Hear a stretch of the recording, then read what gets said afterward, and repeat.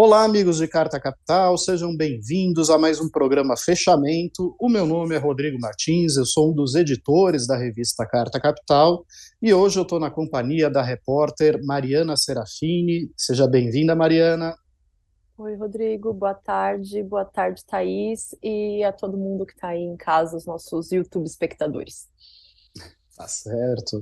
E também estamos na companhia da editora executiva do site de Carta Capital, Thaís Reis Oliveira. Seja bem-vinda, Thaís. Obrigada, E hoje eu estou na... Rodrigo. Bom, nós vamos falar inicialmente sobre o relatório que foi divulgado pelas Forças Armadas ontem a respeito das eleições presidenciais. Esse era um relatório bastante aguardado, sobretudo pela militância bolsonarista, mas acabou frustrando as expectativas de muitos, né, que estão acampados, aquartelados ali nas calçadas dos quartéis ou na beira de estrada. Afinal de contas, esse relatório produzido pelas Forças Armadas não foi capaz de identificar uma única fraude. Na verdade, eles chegaram a pegar uma amostra, né, dos relatórios de votação, comparar com o que foi incluído no sistema e verificou que estava tudo dentro da normalidade, da conformidade. No entanto, como era esperado, o relatório apresentado pelo ministro da Defesa, o general Paulo Sérgio Nogueira de Oliveira, está cheio de ilações, né, que é para justamente manter essa militância bolsonarista viva, essa chama golpista acesa no Brasil. E a gente vai começar falando um pouquinho sobre esse relatório. Inicialmente, esse relatório ele acabou, para muitos bolsonaristas, eles pegaram exatamente essas ilações, né, que foram apresentadas, de supostas vulnerabilidades do sistema eleitoral, que, em tese, poderiam dar margem para a entrada de um software malicioso que altere o código-fonte das urnas e por aí vai. Isso está sendo usado em vários grupos bolsonaristas para manter a mobilização. Em vários desses grupos, a ordem é de manter a greve geral. E, na verdade, eu fiquei até surpreso, porque eu não sabia que estávamos em greve geral. Mas como que está a paralisação por aí na região da Consolação, Thaís? Olha, a paralisação aqui na Consolação está praticamente inexistente, né? Eu sei que alguns dos bolsonaristas que ainda estão aguerridos, que continuam nessa batalha por virar a mesa das eleições, estão aquartelados ali na região do Ibirapuera, que é uma região que tem alguns imóveis que pertencem às Forças Armadas. Há ainda um pequeno grupo ali acampado, esperando um sinal, esperando mais horas, tentando encontrar nesse relatório de 60 e poucas páginas do TSE alguma coisa que possa justificar um fortalecimento desse movimento. Mas nas vias de maior acesso aqui de São Paulo, realmente eles não têm tido força para interromper por agora, né, Rodrigo? Eu acho que quando a gente fala nessas manifestações, eu acho que é importante ter em mente que elas são manifestações cíclicas. A gente teve, por exemplo, ali na primeira semana pós-eleições, alguns pontos de muito bloqueio, teve episódios de violência, teve episódios bem-humorados, mas foi difícil para as instituições, foi difícil para a Polícia Rodoviária Federal debelar esses protestos. Eles deram uma arrefecida recentemente, agora parecem estar num momento de baixa, mas os bolsonaristas são muito hábeis em encontrar fatos novos e em usar as redes sociais e a internet de maneira a fortalecer esses processos daqui em diante. Então, pode ser que esse relatório do TSE não tenha oferecido para eles um fato grande o suficiente que justifique o aumento desses protestos, mas isso pode acontecer nos próximos dias. Faltam 50 dias para que a gente, de fato, tenha o Lula como presidente. 50 dias é muito tempo e vão rolar ainda muitos fatos políticos que podem levar essas pessoas a fortalecer esses protestos de rua. Por agora, é fato que isso não aconteceu, então vai ser preciso aí certo esforço por parte das cabeças do bolsonarismo para tornar esse relatório das Forças Armadas um fato político relevante para manter as pessoas nas ruas, para levar mais gente às ruas. Agora, o que eu achei curioso nesse episódio é que, na verdade, houve até uma certa divisão dentro dos grupos bolsonaristas. Uma parte, já como a Thaís mencionou, já pegou exatamente essas ilações que estão presentes no relatório para manter a mobilização. Mas teve uma parte que, na verdade, ficou bastante desapontada com o relatório, né? Chegou até a manifestar críticas às Forças Armadas nos perfis oficiais, né, do Exército, da Marinha e do próprio Ministério da Defesa. Né? Algumas dessas manifestações assim foram bastante comoventes. Uma delas que circulou bastante aí é das pessoas falando: poxa, mas eu tomei chuva à toa, né? Eu acabei apanhando da polícia à toa, não sei o que, tudo à toa. Gente, não foi à toa, a gente riu pra caramba, foi bem divertido, não foi à toa, né? Coisa alguma, né? E teve gente que virou e assim, sabe, magoado com as Forças Armadas, chegou até a colocar uma foto, né, dos trapalhões trajados, né, com uniforme militar, para falar: puxa, e eu confiava, né, nessa instituição.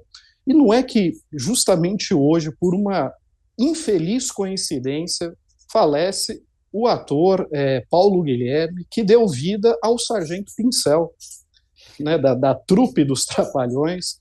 Quer dizer, agora o golpe já não pode mais contar com ele, né, Mariana?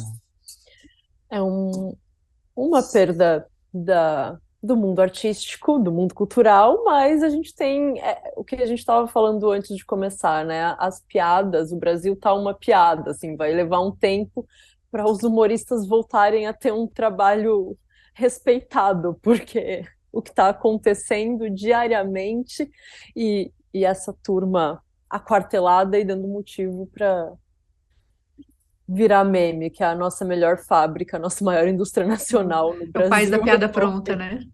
É o tem país da sido piada pronta. a indústria dos memes. É o país da piada pronta. Mas eu devo dizer para vocês que o Sargento Pincel era um dos meus personagens favoritos dos Trapalhões. Na minha opinião, só perdia para Zacarias e Mussum. Achava ele muito mais engraçado que o Didi e o Dedé, por exemplo, né?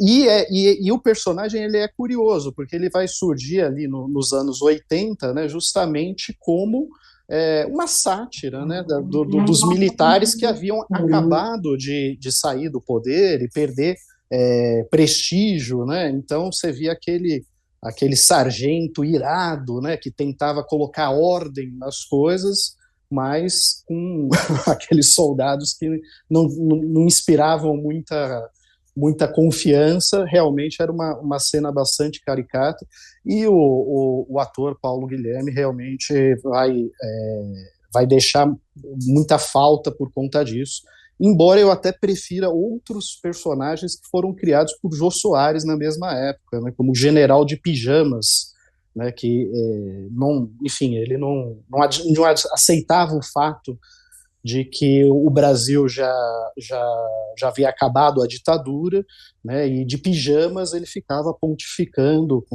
contra as coisas que estavam acontecendo no país sob o regime civil, enquanto a sua mãe vinha trazer o chinelinho, a pantufa para ele vestir e a sua miniatura de tanque, né?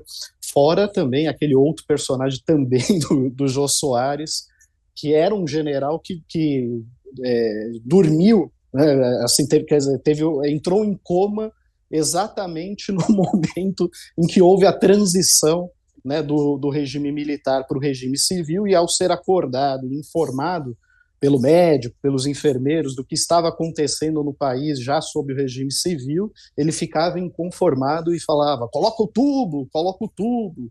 Evidentemente, memórias que não fazem parte da trajetória da Mariana, que é muito jovem para se lembrar disso, e provavelmente da Thaís também não, né? Mas é curioso você contar desses personagens, porque o Jô, que foi um gigante, previu um tanto da conjuntura que a gente está vivendo agora, né? Porque militar de pijama, interessado aí em recuperar um saudosismo de regime, que no fim foi a ditadura que durou 20 anos e causou muito estrago, não só na área social e econômica, mas também perseguiu e prendeu e assassinou muita gente. Então, É curioso, eu realmente não tinha essa memória desses personagens, mas você falando agora me remeteu totalmente a alguns militares que estão aí tentando, de uma forma ou Pazuello, gente. outra. Pazuello é o Sargento Pincel. É, Redivivo. É o Sargento Pincel. é o Mas tem uma sargento Um coisa pouco Pincel. que me atrapalhado chama a na atenção. logística, né? É. Tem uma coisa que me chama a atenção nesse episódio do TSE, que é o impacto disso sobre a moral já combalida das Forças Armadas, né? Porque as Forças Amadas, Armadas não. Por mim, não. eles estão Brincando. há meses debruçados sobre esse tema. Havia uma expectativa muito grande, não só dos bolsonaristas que estão esperando um motivo para ir às ruas, estão esperando uma razão para tomar o poder, mas da sociedade em si, sobre o que viria desse relatório, né? Criou-se uma celeuma institucional muito grande nos últimos meses, e a montanha, na verdade, pariu um rato, porque apesar desse trabalho todo e do interesse de certos generais do alto escalão em encontrar irregularidades nas urnas, o fato é que eles não foram capazes de achar nenhuma prova de que as eleições tenham sido fraudadas. E diante do fato de não terem encontrado nenhuma prova, vieram a público hoje, de novo, numa nota, como costumam ser as notas do Ministério da Defesa bolsonarista, muito capciosa, dizer que, embora não se tenha encontrado nenhuma evidência de fraude, na verdade também não se encontrou nenhuma evidência de que não tenha havido fraude, e voltaram a listar as recomendações que fizeram ao TSE. Enfim, é uma tentativa de oferecer, de novo, para esses militantes bolsonaristas, algum fio de esperança para questionar o resultado das eleições, embora as instituições, todo mundo que usa talheres e usa o cérebro, tenha negado logo de cara que haja qualquer motivo para suspeitas. É Não, muito grave. eu acho curioso essa inversão do ônus da prova, né? Tipo, se você diz que houve um crime, é você que tem a responsabilidade de provar que esse crime ocorreu. Mas não, eles invertem completamente a lógica, né? Então, assim, a coisa é tão absurda que eu poderia virar, como eu estava até dizendo aqui antes do programa, virar e falar assim, olha, gente, o Lula, na verdade, morreu, ele foi abduzido, ele está incorporado ali por ETs, fizemos uma auditoria, né, que não encontrou nenhuma prova disso que eu estou dizendo, mas também não há evidências em contrário. Não tem como provar o contrário, entendeu? A lógica dessa nota das Forças Armadas é essa, eles não encontraram prova alguma, né, de fraude, mas eles saem com essa justificativa tosca de que também não é possível atestar de que não houve fraude. Isso é um absurdo, isso é patético, né?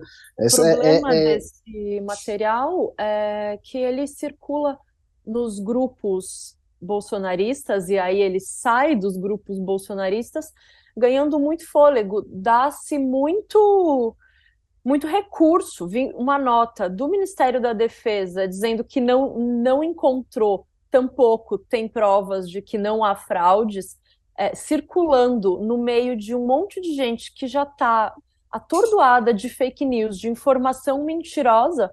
É muito caldo, é muito irresponsável por parte do Ministério ter emitido uma nota nesse tom, como foi hoje.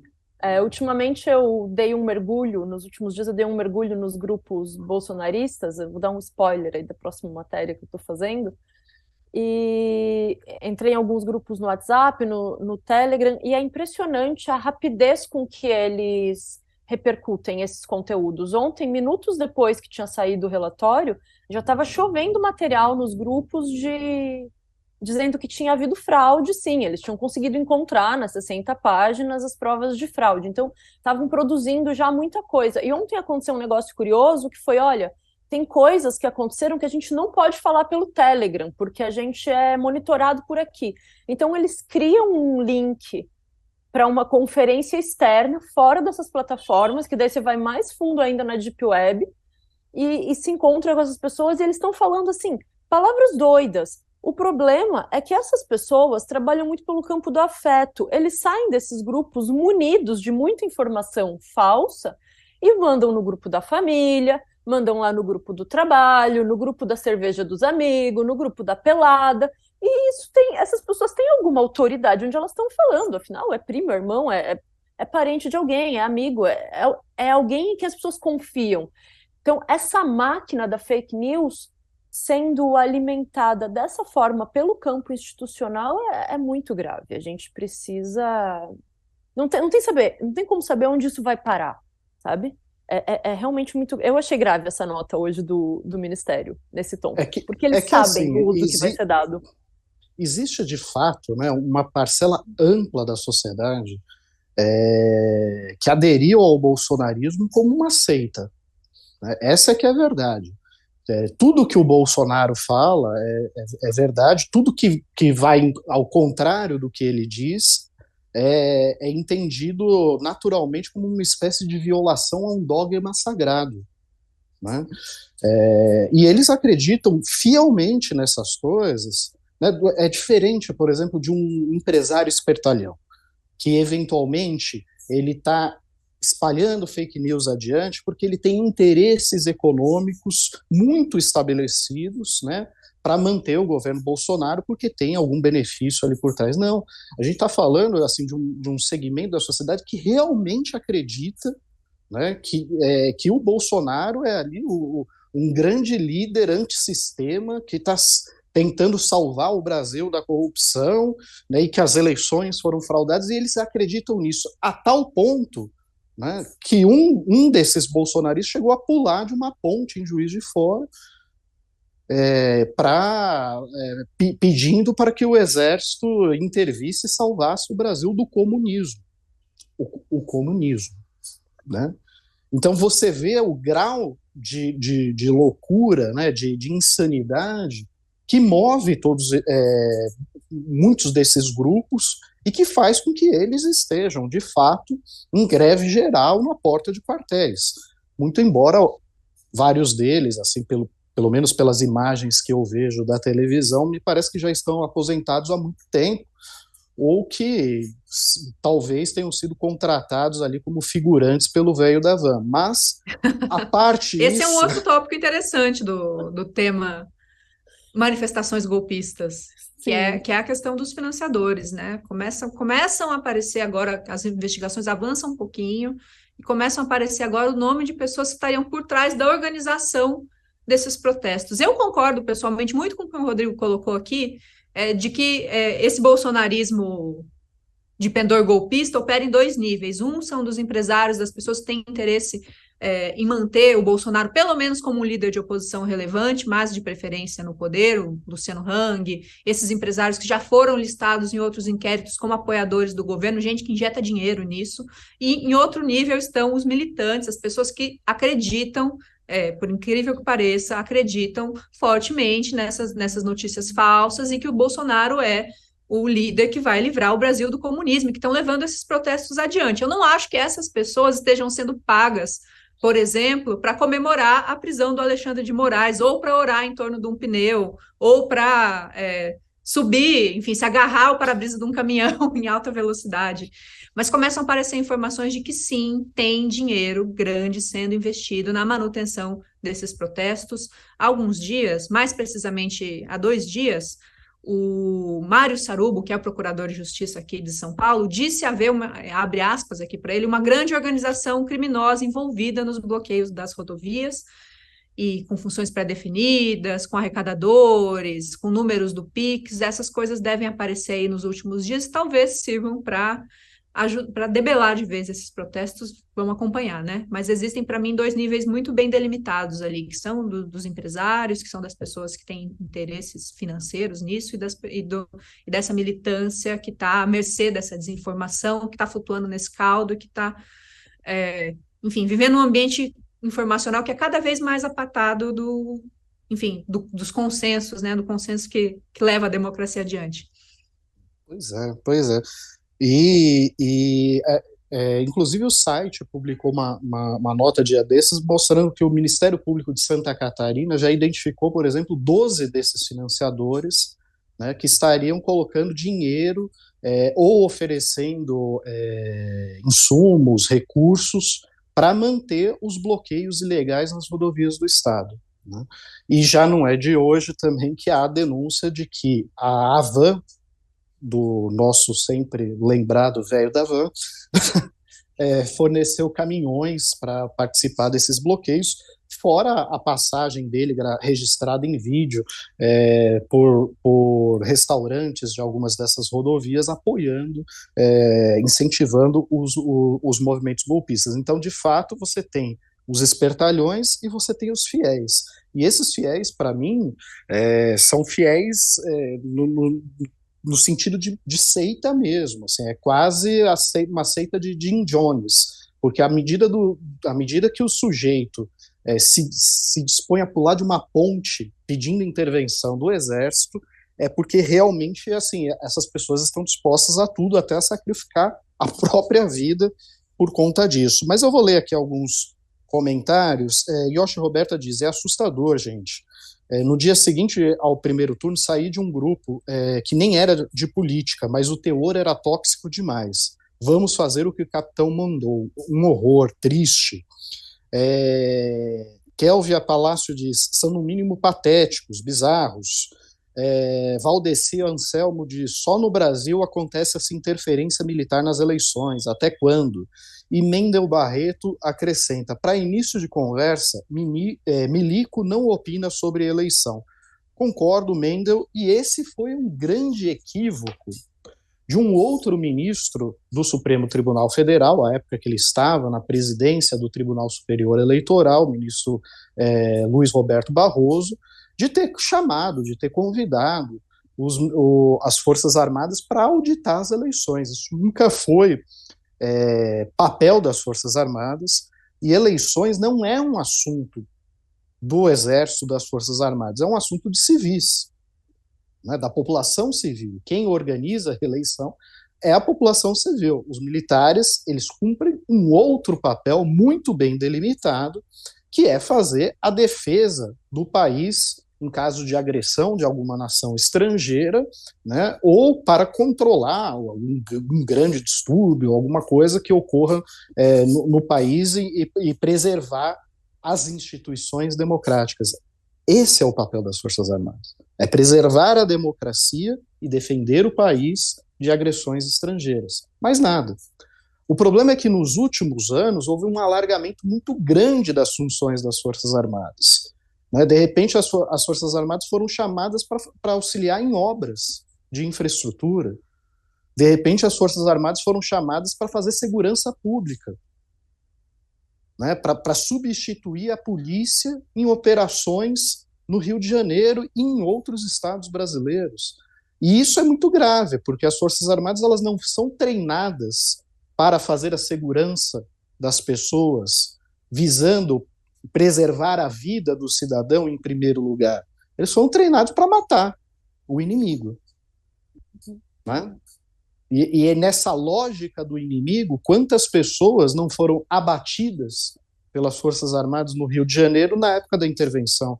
Tivemos um caso emblemático de uma família negra, né, que teve o carro confundido com de suposto assaltante, e o carro foi fuzilado. Mais de 80 tiros, né, que perfuraram o veículo.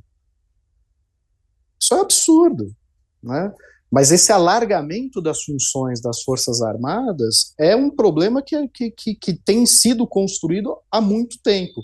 E à medida em que você tem, no governo Jair Bolsonaro, a entrada massiva dos militares para tratar de assuntos civis, esse problema se agrava ainda mais. Nós tivemos Eduardo Pazuello, que era apresentado como um especialista em logística do Exército para tomar conta do Ministério da Saúde. Ele nunca havia administrado qualquer coisa relacionada à saúde. Aliás, sequer especialista em logística ele era, porque certa vez ele foi entregar vacinas que eram no Amapá, mandou para o Amazonas. Alertado com 10 dias de antecedência, deixou faltar oxigênio em Manaus. Né? Então, que raio de especialista em logística é esse? Né? Tivemos militares aboletados em vários outros postos do primeiro escalão do governo. Tivemos mais de 6 mil militares ocupando cargos civis no governo. Isso é absolutamente fora de Isso é qualquer um propósito. desafio do governo de transição também, né? O que que vai ser feito com esses quase 8 mil militares que estão hoje trabalhando no governo?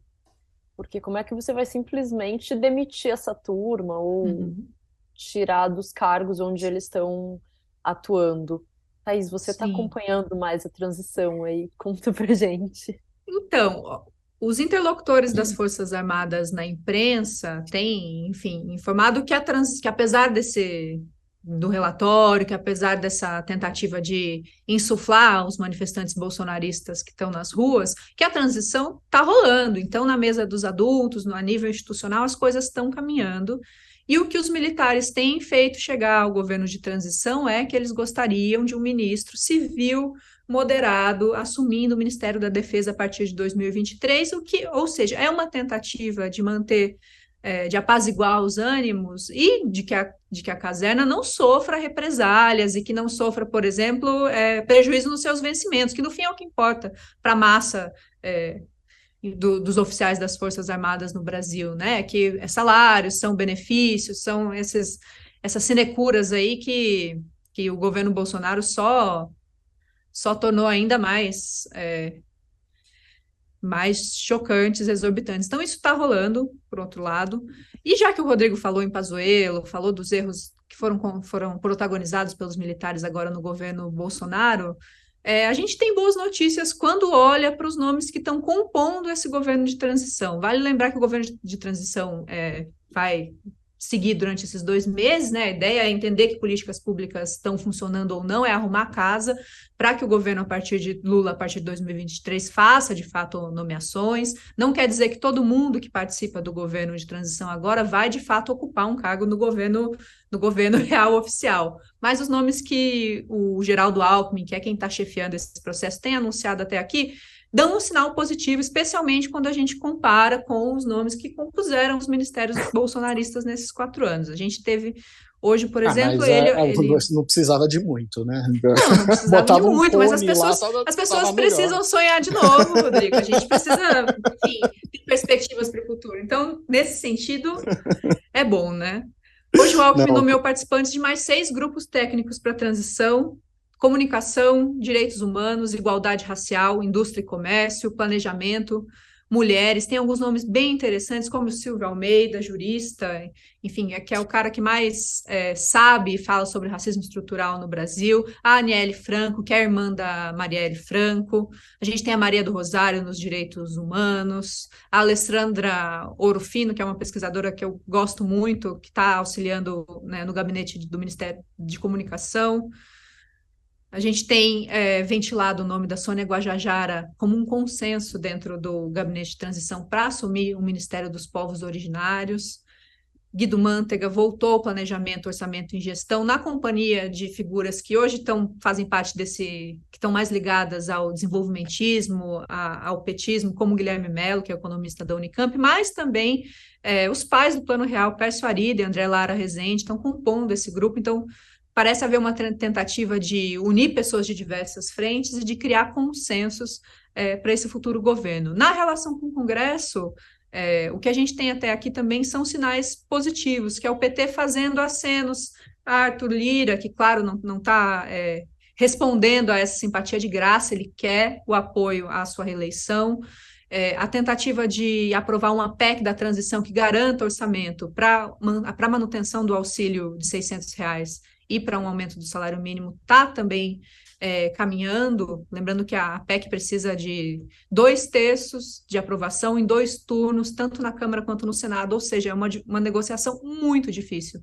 Mas parece estar havendo ali um ambiente favorável, é de interesse também nos parlamentares que esse projeto seja aprovado. Então, apesar do Bolsonaro calado, apesar desse clamor que está rolando nas ruas, o fato é que as abóboras estão se ajeitando nessa caçamba do governo de transição e parecem estar havendo um espaço que é bastante favorável para a criação de consensos e para uma transição tranquila, apesar do bolsonarismo que tem ficado ali no plano institucional cada vez mais isolado. não, é verdade, é verdade. A exceção desse segmento radicalizado da sociedade que apoia Bolsonaro sob qualquer condição, a verdade é que está todo mundo tocando o barco e ninguém está muito preocupado com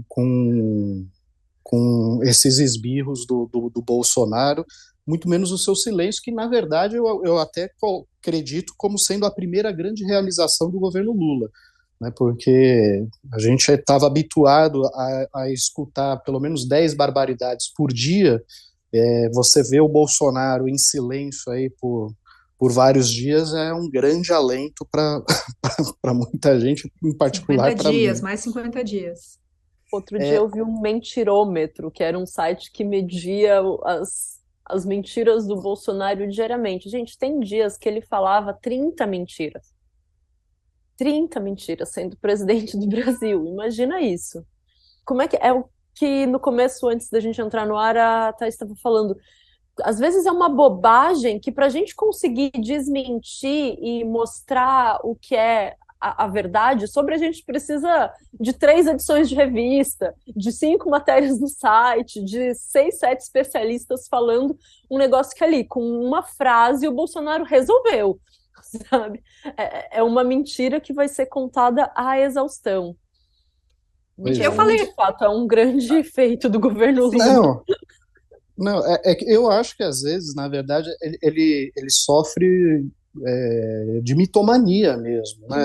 Ele está tão acostumado a falar mentira que eu imagino que ele deve fazer isso habitualmente, cara, sabe? eu acho ainda, eu acho que muita gente não concorda, mas a minha opinião é que ele realmente acredita nas mentiras. Que o Bolsonaro, a figura do Bolsonaro, não é um vetor de fake news, ele acredita, recebe, compartilha, é uma marca que se retroalimenta. E Ele é que um ele de bot de fake coração, news. que ele de É, coração acredita em muitas das coisas que ele fala, eu mais do que acredito ser que um gênio maquiavélico. eu acho que talvez, nesse caso, ele se assemelha a alguns jornalistas que inventam umas teses mirabolantes e depois acabam acreditando nas próprias cascatas, né? Como Sim. a gente já viu aí em várias passagens históricas, né? Mas vou só ler aqui alguns comentários que, por sinal, estão excepcionais hoje. A Sara Guimarães, ela pergunta, mas por que não dão logo o código-fonte para esses milicos? Sara, foi dado. Na verdade, os militares tiveram acesso a esse código-fonte numa sala segura do TSE, com todas as instituições que se cadastraram para fazer auditoria tiveram acesso a esse código. O que eles estão alegando, na verdade, é que, assim, tá tudo ok com o código-fonte, mas nada impede que em alguma circunstância XYZ seja introduzido algum código malicioso que altere esse código-fonte. Quer dizer, o código-fonte não tem nada errado. O que eles aventam é a possibilidade de haver a introdução de um código-fonte. Quer dizer, é algo que não existe, né? É uma ilação, é uma hipótese. E eu falo que os comentários estão excepcionais porque tem alguns aqui que eu acho que assim, são perfeitos. Por exemplo, o Carlos Flávio diz: a prova deles é a ausência de provas. Perfeito. É exatamente isso, né? Exatamente isso. Como Sim. você não tá, né? Você não pode, né? Olha outro comentário que eu achei sensacional, é do Tiago Martins, que não é meu parente, pelo menos não que eu saiba. Igual a polícia concluir que ninguém arrombou sua casa, mas colocaram uma observação: poderiam ter invadido. É mais ou menos essa Poderiam, lógica. é isso. Poderiam, poderiam. O Carlos Almeida diz: pô, Jair, chega de mimimi, vai ficar chorando até quando? E a Tatiana Nascimento faz uma pergunta bastante pertinente. E aí, como que foi a greve geral pró-Bolso por aí? O Luciano Hang fechou as lojas dele? Como foi a greve geral É nas pedir lojas demais, né? Havan? É pedir demais.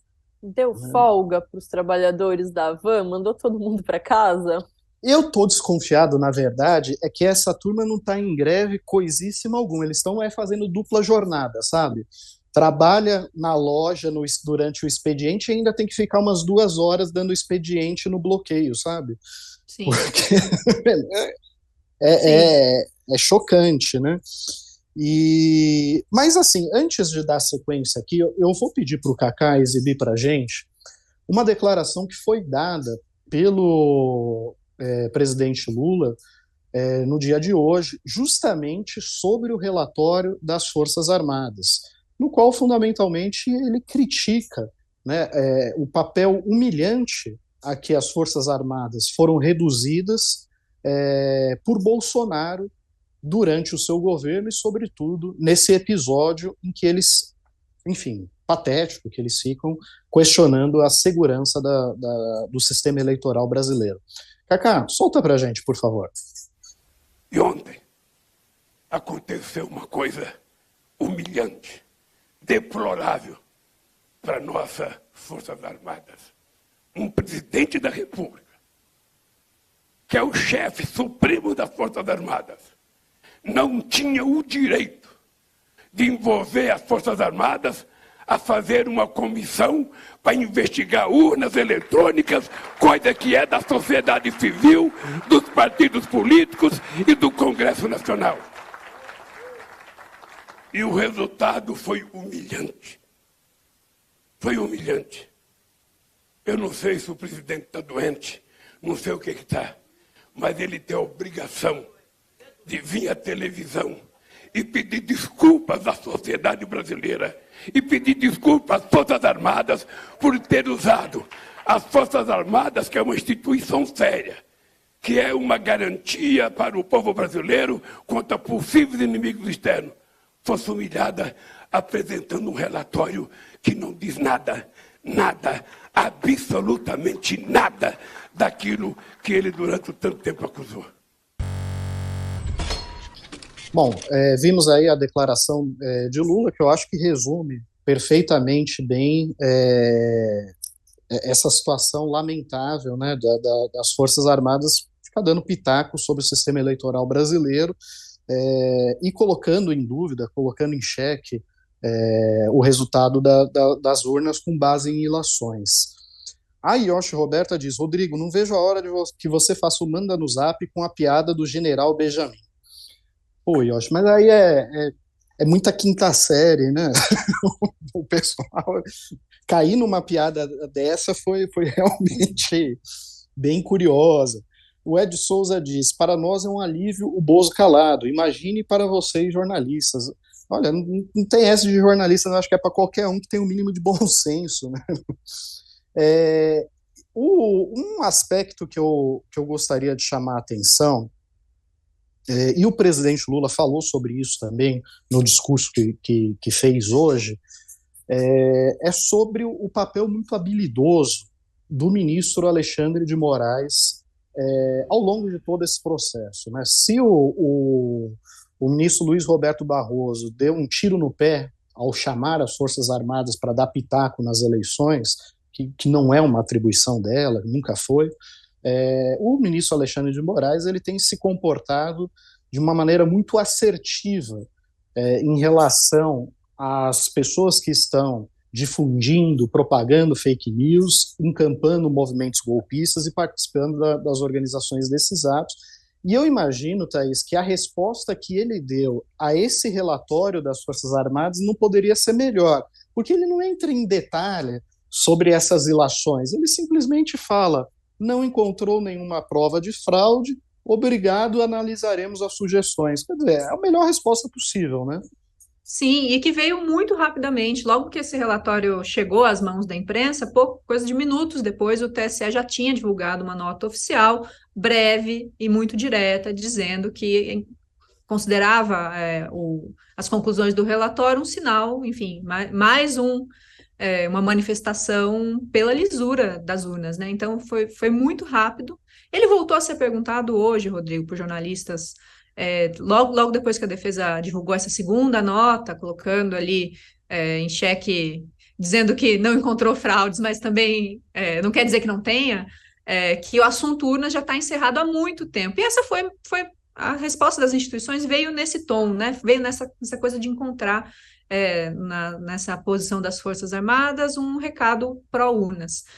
O Léo, que é editora do site, conversou hoje com Marco Aurélio Mello, ex-ministro aposentado do Supremo Tribunal Federal, que manifestou não poucas vezes seu apoio a Jair Bolsonaro, entrou em contato com ele para saber o que ele achava desse relatório das urnas. E mesmo o Marco Aurélio, apesar da sua simpatia ao bolsonarismo, viu também nesse relatório um sinal de que as urnas estão funcionando bem. Então, tem um discurso que eu acho muito correto quando a gente lida com o bolsonarismo, que tem a capacidade de ser claro, direto, reto, de reagir rapidamente, que mostra que não tem nenhum, porém, não tem nenhum veja bem dentro desse relatório que possa justificar ataques às urnas ou, pior, ataques ao resultado do processo eleitoral. Enfim, Lula ganhou, Bolsonaro perdeu, é isso. Pois é, eu acho que, na verdade, a resposta dada pelo Alexandre de Moraes, ele deveria servir até de ensinamento para a imprensa. E digo isso no seguinte sentido. O Bolsonaro, ele fabrica tanta fake news, tanta bobagem, que eu percebo que a mídia fica muito tempo se desdobrando para desmentir as besteiras que ele fala, e isso acaba dominando o debate. Durante as eleições, por exemplo, a gente ficou discutindo basicamente as fake news que ele fazia, os ataques no campo religioso e tal, o tempo todo, e deixamos de discutir questões muito mais relevantes, como a fome, como a desigualdade social, como o desemprego, como a inflação, né? Quer dizer, o tempo todo a mídia me parece equivocada nesse esforço que ao cabo inglório de ficar tentando desmentir mentira, porque uma mentira vem atrás da outra, que vem atrás da outra, que vem atrás da outra. Então, acho que a melhor forma mesmo é simplesmente não dar muita trela, né? Mal comparando, quando eu era adolescente, eu fazia bico de office boy, né, para a oficina do meu pai e tal, eu ia para o centro de São Paulo, eu sempre passava na Praça da Sé e tinha um maluco com uma Bíblia na mão pregando o fim do mundo. E ele era meio agressivo, ele ficava, né, falando para as pessoas e xingando e coisas do gênero, e ninguém dava bola para ele, todo mundo simplesmente desviava o percurso, ninguém ficava lá pegando e falando, não, você está errado. O mundo não vai acabar. Sim. Sabe? Eu acho que às vezes a gente tem que pegar e simplesmente virar a página e falar assim, deixa essa turma falando sozinho. A imprensa vai, eu acho, passar por um teste agora, porque o Bolsonaro já não vai ser mais presidente. Aí a gente vai entender que tamanho vão ter as declarações dele, se ele vai ser uma força relevante de oposição, vai conseguir reavaliar isso agora. Porque a minha opinião sobre o caso do Bolsonaro especificamente é que ele tem espaço na mídia já há muitos anos, desde 2010, que é quando ele começou a aparecer nesses programas da TV aberta, ganhou-se muito espaço ali, e aquela época era a época da gente ter imposto um embargo narrativo ao Bolsonaro, dizendo, nós não vamos repercutir as atrocidades que esse sujeito está falando, nós não vamos enfim, oferecer espaço para ele, que era uma figura irrelevante até então. A partir do momento que ele virou presidente, é difícil você oferecer, enfim, a hora de oferecer um embargo narrativo acabou, porque é difícil você impor esse silêncio a ele de um cara que, apesar de ser quem alcançou a posição mais importante na estrutura política brasileira. Então, acho que a imprensa também ficou um pouco refém de ter que repercutir as coisas que ele disse. Eu entendo que a gente, infelizmente, não tem conseguido desmentir, não só porque o que ele diz é atroz, mas pela dinâmica da internet, das redes sociais, da velocidade. Mas, ao mesmo tempo, você tem que dar espaço para o cara, porque este cara foi presidente. Vamos ver agora que espaço ele vai ter e se a gente vai conseguir, de fato, nos próximos 4 anos, ter uma cobertura de política que volte a ser séria, que não tem essa cara de circo, que não tem essa cara de reality show de quinta categoria. Não, é verdade, você tem razão. É difícil você ignorar o que um presidente da República fala, mas que um ex-maluco fala, eu acho que é bem possível. É bem possível, né? E, de fato, esse embargo narrativo ele deveria ter sido imposto lá atrás, né? Quando o Bolsonaro, na verdade, era paparicado, era chamado para participar de programas na televisão justamente para falar as barbaridades que ele sempre falou, né? Para fazer a defesa de torturadores, para fazer comentários homofóbicos, fazer comentários racistas, né? Era isso que amplos setores da mídia desejavam, exatamente porque repercutia, gerava clique, dava audiência, né? E o resultado vimos aí, né?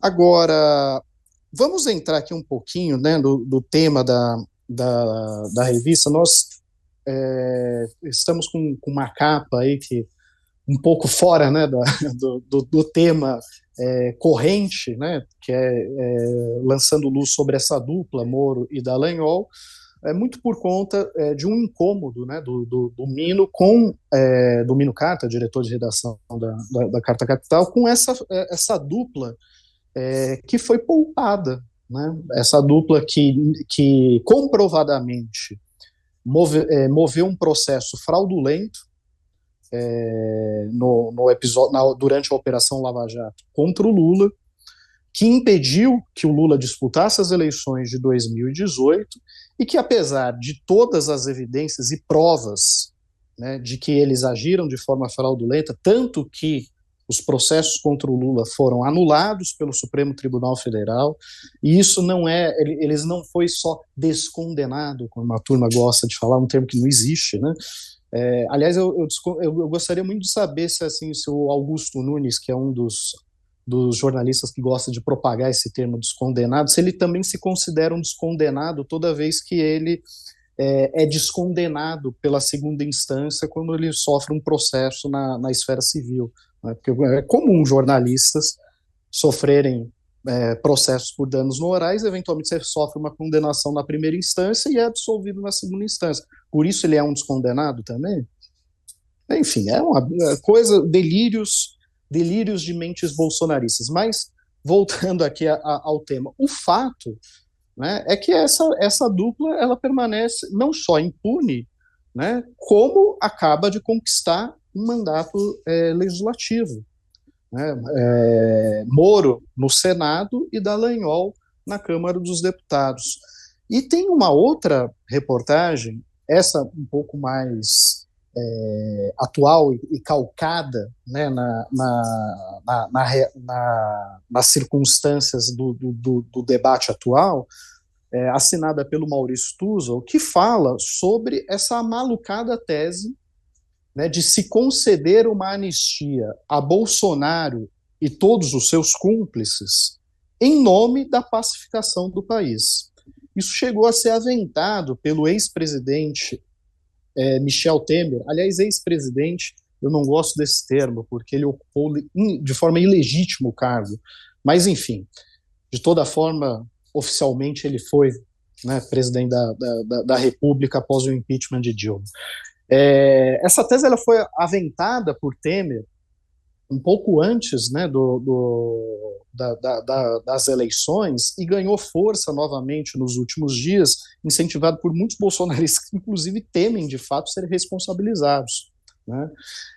E os crimes do bolsonarismo são diversos.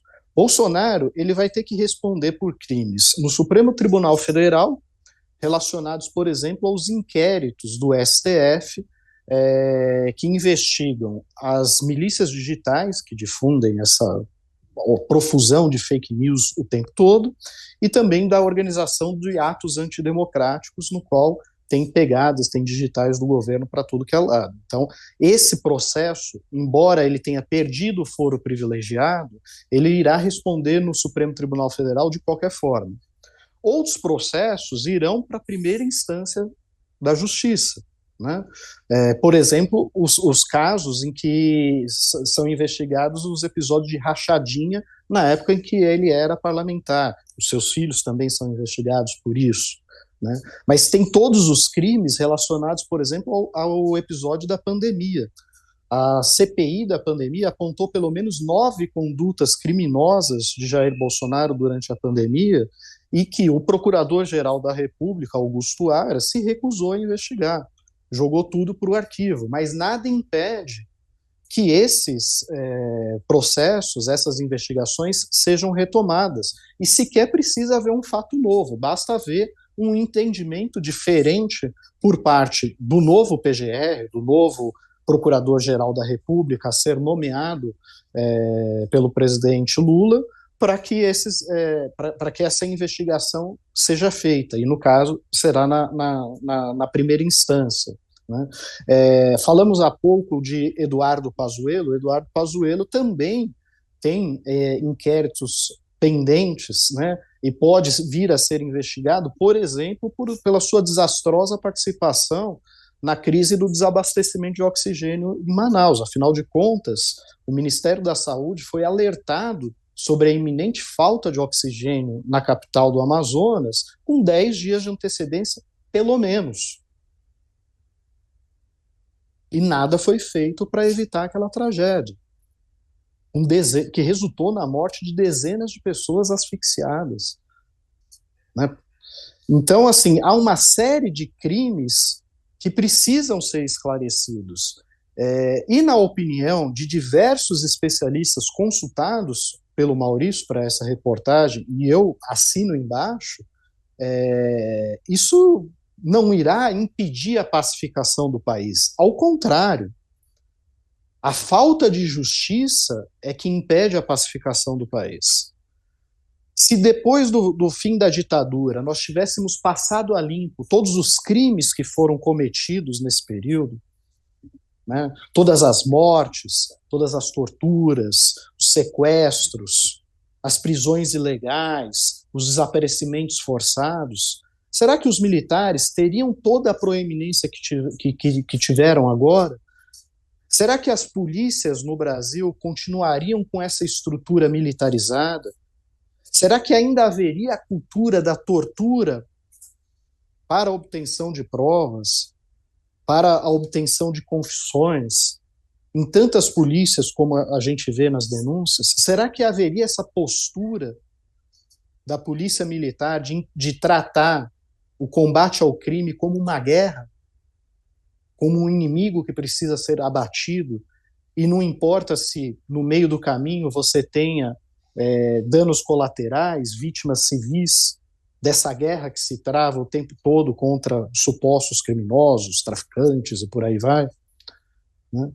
Então é preciso passar a limpo esses crimes para que o Brasil aprenda com eles e que esses crimes não se repitam. Agora, se a gente for passar a mão na cabeça de Bolsonaro, dos seus filhos, do Pazuello, da Carla Zambelli, que andou perseguindo pessoas na rua com armada, Roberto Jefferson,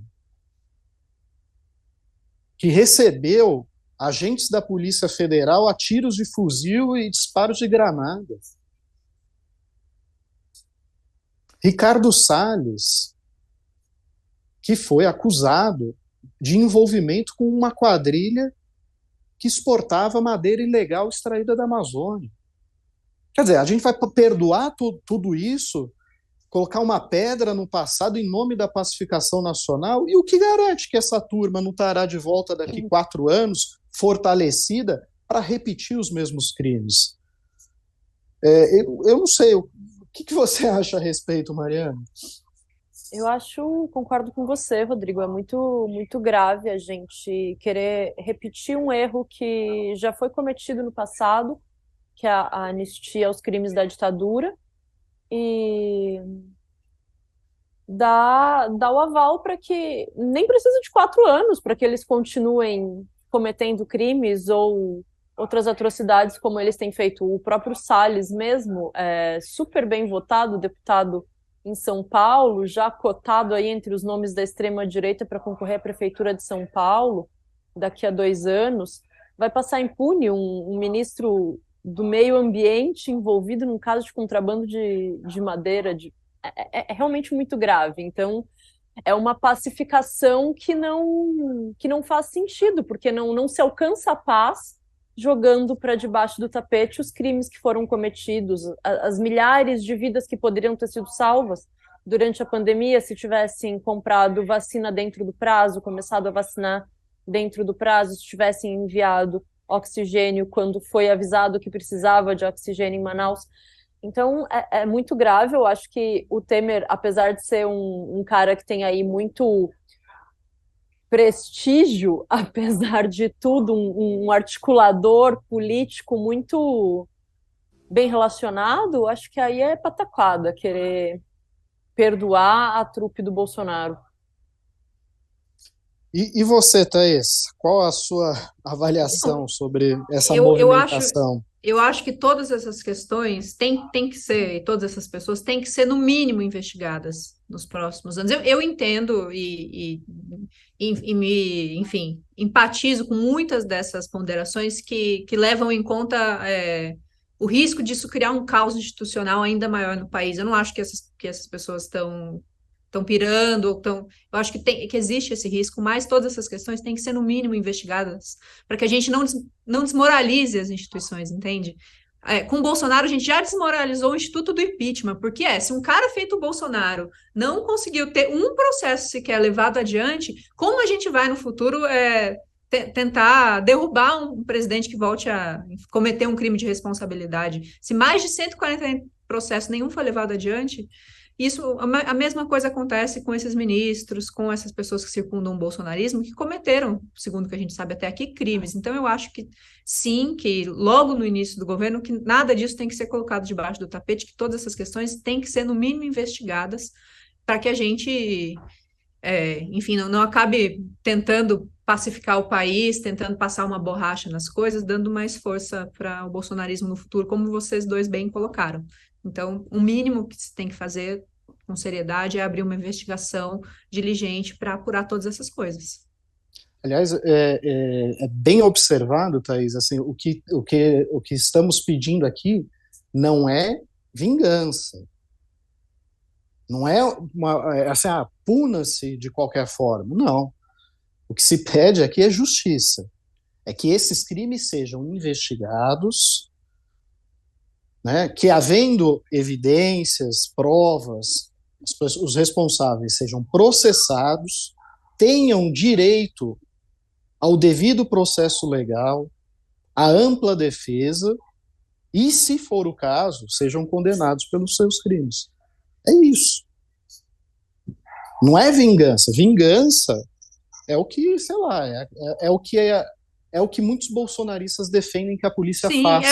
é o que o bolsonarismo aprontou com muitas das, enfim, toda essa ideologia bolsonarista é de pilhagem, é de desconstrução, é de vingança, é de punição ao que eles consideram que era esquerda, o comunismo e tudo isso. Então, não é baseado nisso que eu acho que a gente tem que levar essas investigações adiante, é simplesmente por Não é justiça, por revanchismo. de respeitar o devido processo legal e esclarecer as coisas, para que a gente não tenha, enfim, mais anos dessa fuapa democrática institucional aí, desse momento péssimo que a gente viveu recentemente.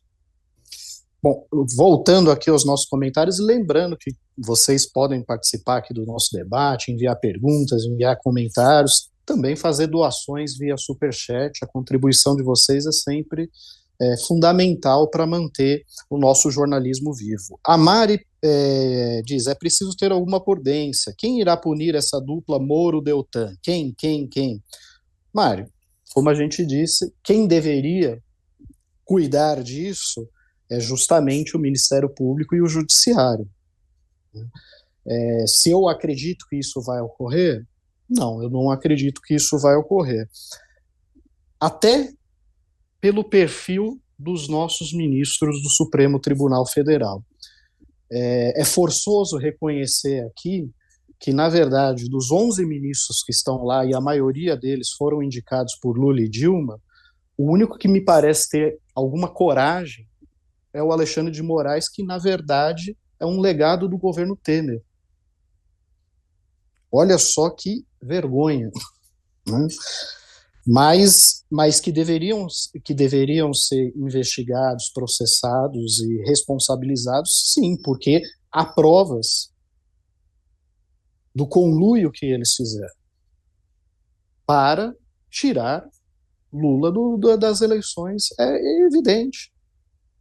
As mensagens da Vaza Jato deixam isso claro, e é possível sim você... não pode admitir aquilo como prova porque foi obtido por meio ilegal via hacker. Perfeito, é verdade. Mas aquilo pode servir de base para você investigar e descobrir outras coisas. cruzamento de agendas. É possível investigar, só precisa ter vontade de investigar. No caso, o nosso procurador-geral da República nunca teve muita vontade de investigar o presidente Jair Bolsonaro, por exemplo. Né? Eu não sei se é por preguiça ou por algum sentimento de dever em relação à pessoa que o nomeou, mas todo e qualquer processo envolvendo o governo Bolsonaro ele joga para a gaveta. É, no mínimo, curioso. Temos também aqui alguns bolsonaristas aqui participando do nosso debate. Barreto diz, petista, seu fim está mais perto do que você imagina.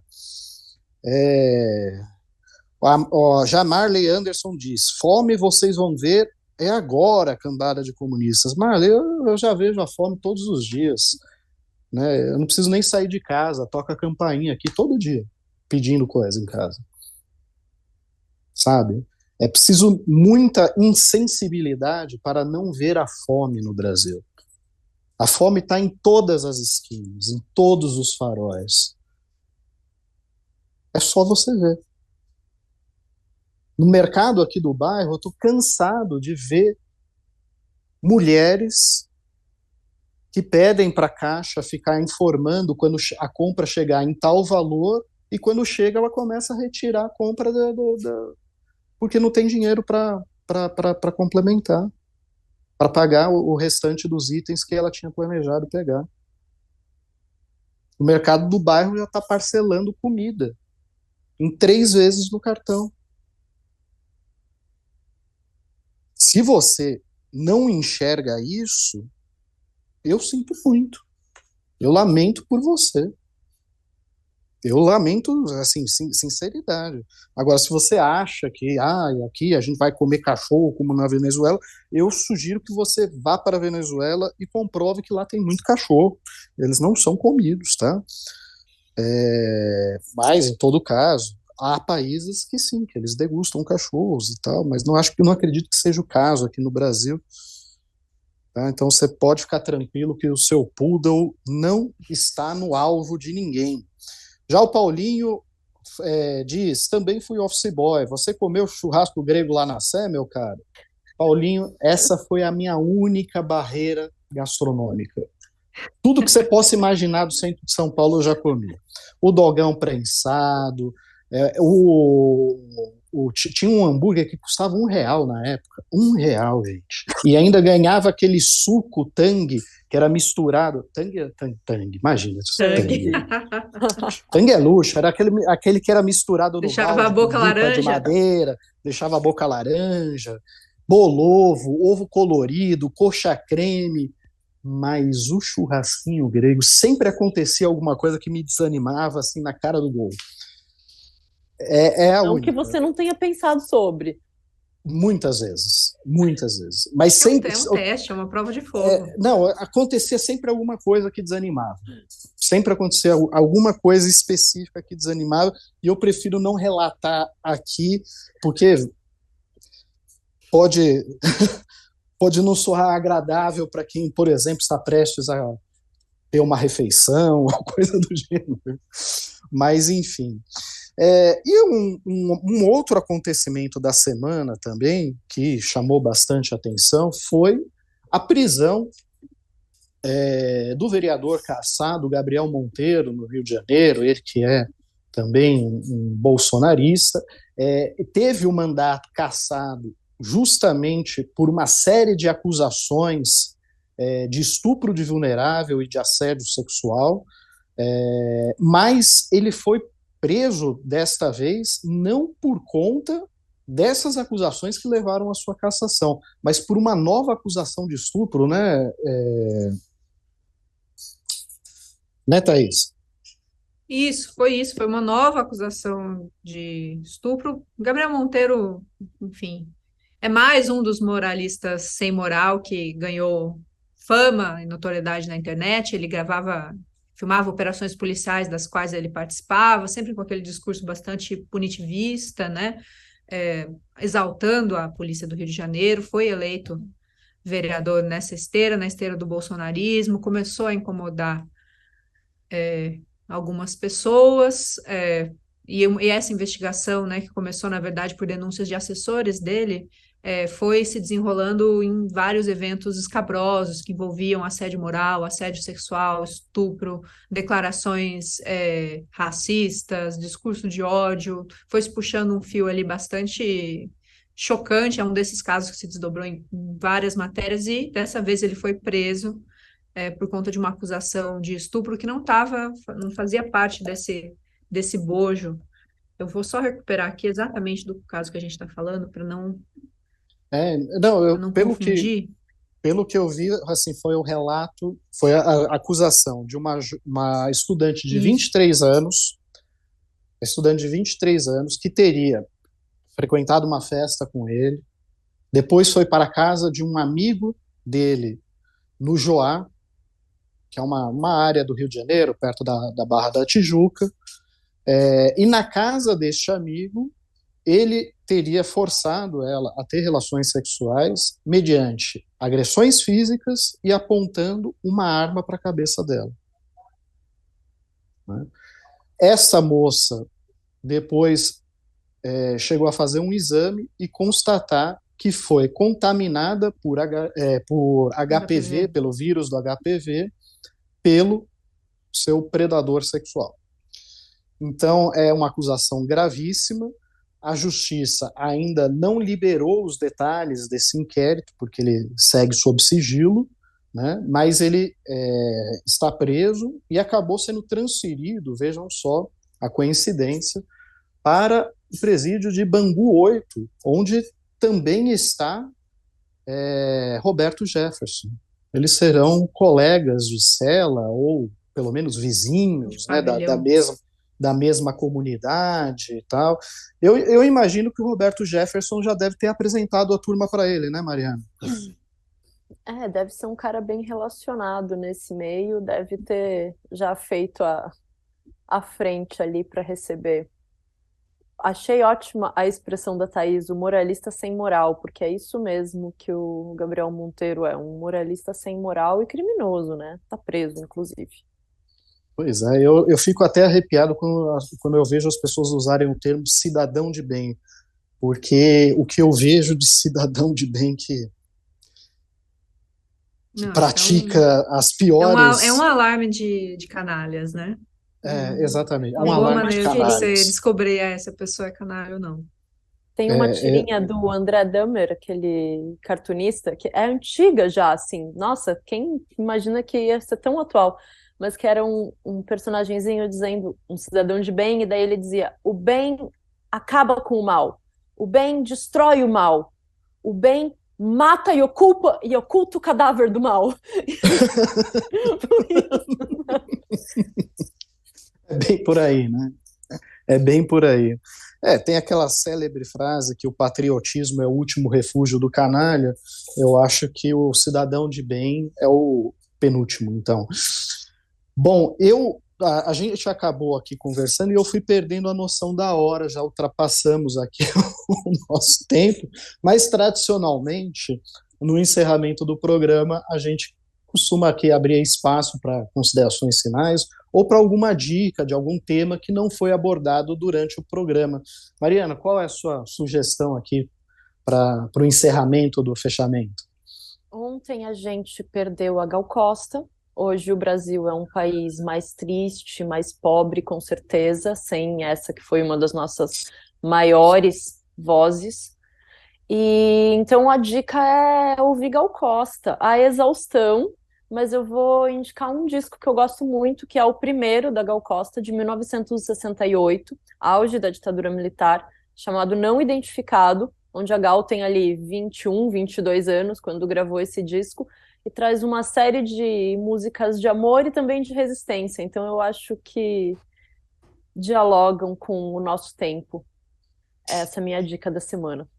Pois é, e além da Gal Costa, tivemos também, infelizmente, a morte de Rolando Boldrin, cantor, compositor, ator, apresentador, enfim, um homem multitalentoso aí que também encantou gerações.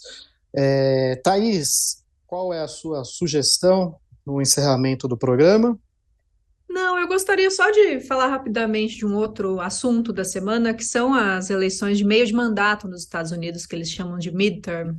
que, enfim, estão se encerrando, né? A contagem ainda está rolando, mas elas estão se encerrando apresentando um prognóstico muito ruim para o Trump, que esperava chegar na Casa Branca, concorrendo com um Congresso forte, né, uma espécie de onda vermelha, com vários republicanos, mas as urnas mostraram que os candidatos que ele escolheu a dedo, enfim, que toda essa concertação que ele fez para tentar ganhar a maioria no Congresso não se concretizou, e, ironicamente, justamente pelo voto das mulheres solteiras, né?